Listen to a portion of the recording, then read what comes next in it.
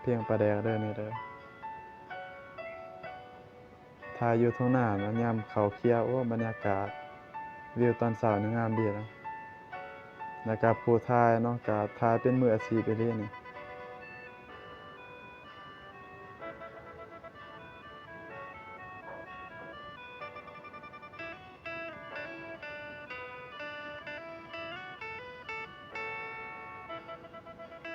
ในการโซโลในการเฮ็ดดนตรีนี่ก็ถือว่าสุดยอดหลายเนาะถือว่าสุดยอดเลยขอชื่นชมนำเนาะอดุลแล้วเด้ที่น้องจากอ้ายไปไปอยู่ในเมืองใหญ่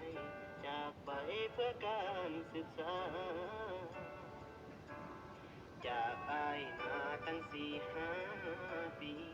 น้องคนนี้ยังบ่หวนมาอ้ายยังคอยเจ้าอยู่เที่ยงนายังบ่หวนคืน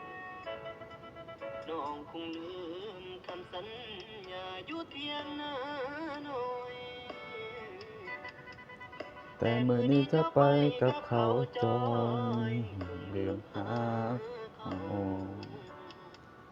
เจ้าคงกินพิซซ่าแผ่นใหญ่ลืมอายคนเก่า ลืมความหักบาเดเนาที่เฮาเคยกิน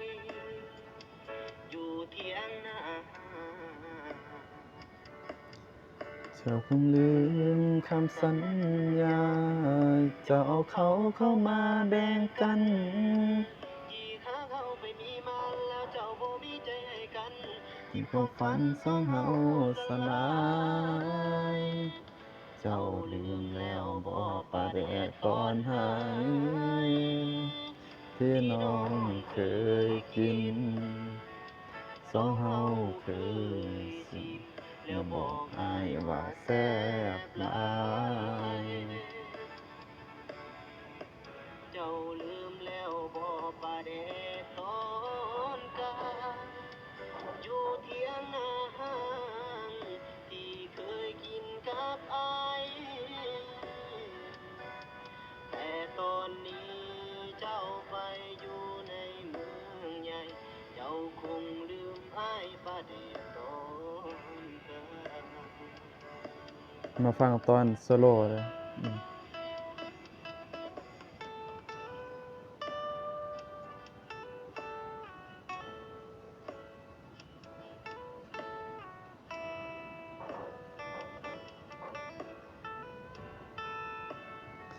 ก็ถือว่าในการเฮ็ดดนตรีในการโซโล่นี่ถือว่าโอเคเนาะทุกคนเนาะสุดยอดหลายเนาะเออ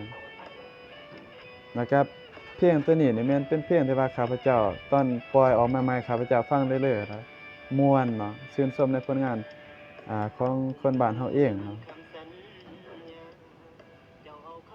แล้วก็ดนตรีของเพลงอันนี้นี่ถือว่าแบบม่วนนะ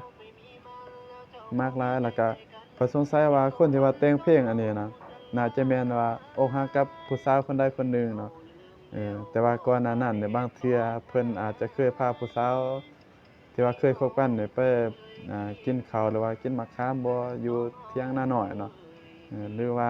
ผู้สาวคนนั้นได้เคยจีบตอนปานใดตอนนั้นแล้วก็บอกว่าโอ้ปานใดอันนี้มันแซ่บหลายสิบ่เนาะอาฉะนั้นเนาะสำหรับคนใดที่ว่าสนใจอยากจะเฮ็ดดนตรีบ่ว่าจะเป็นลูกทุ่งหรือว่า R&B อิหยังต่างๆก็สามารถใช้บริการเด้อเพราะว่าตอนนี้ทางทีมงานไอ้กีลุกษณะเพิ่นได้สร้างห้องสตูดิโอห้องบันทึกเสียงก็น่าจะแม่นสำเร็จเป็นที่เรียบร้อยแล้วเนาะทุกคนเนาะเออเพราะว่าเราก็มีลูกค้าอยู่แต่ว่ายามช่วงนี้เราอาจจะบ่ว่างแหน่แหล้วเนาะอืมขอฝากนำเด้อนี่คนที่ว่าเป็น FC ข้อยนั่นนี่ฝากเข้าไปติดตามช่อง LPS Record นี่ฝากแหน่เด้อ